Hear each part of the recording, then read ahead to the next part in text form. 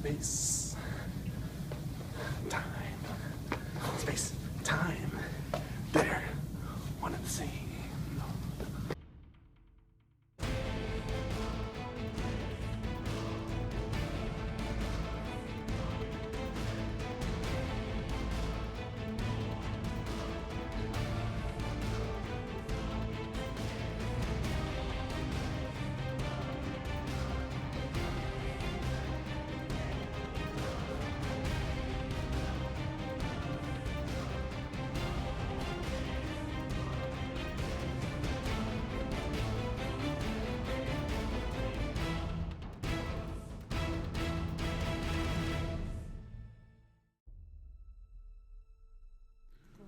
All things have a beginning, a birth, so to speak.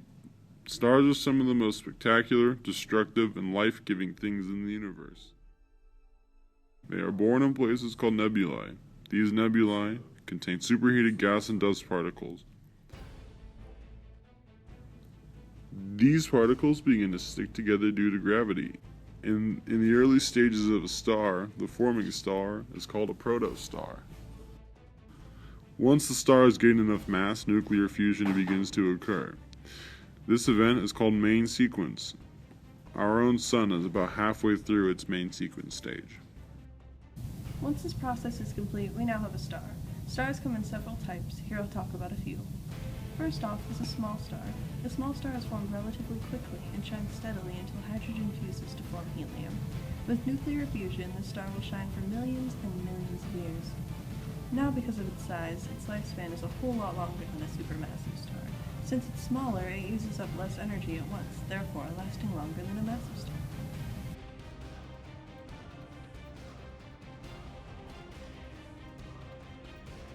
Not all things last. And when small to medium-sized stars begin to die, essentially, they shed their shell and throw it away. They create something beautiful called a planetary nebula. When a star similar to the Sun dies, it begins to swell up, engulfing anything in its path. Once it's reached capacity, its outer layers begin to fly off through the universe. What's left is a planetary nebula, the white dwarf, right smack in the middle. This too will one day happen to our star.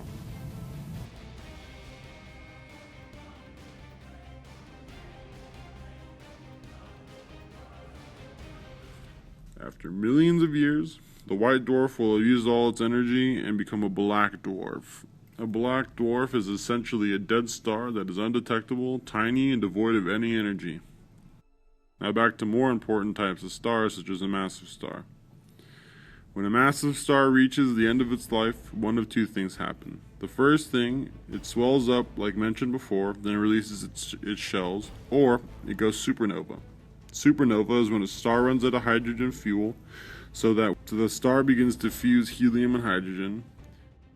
Once this process runs out, the star begins to expand, and when suddenly the inner core has a great explosion, then collapses in on itself due to the immense amount of energy and gravity.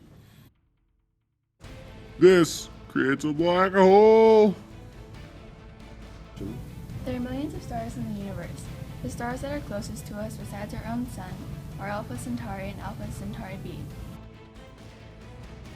They are a binary pair, which means they both orbit each other. They are both 4.367 light years away from us.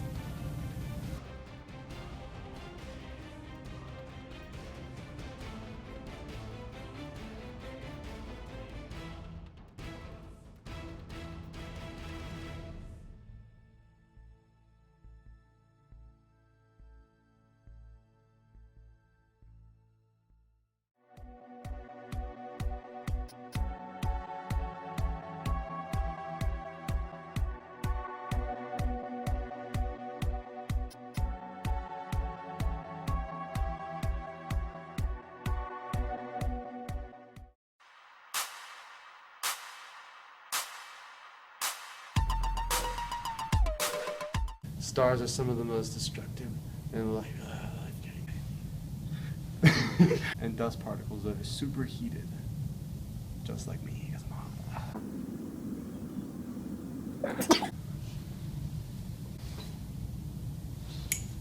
that's all for now, folks.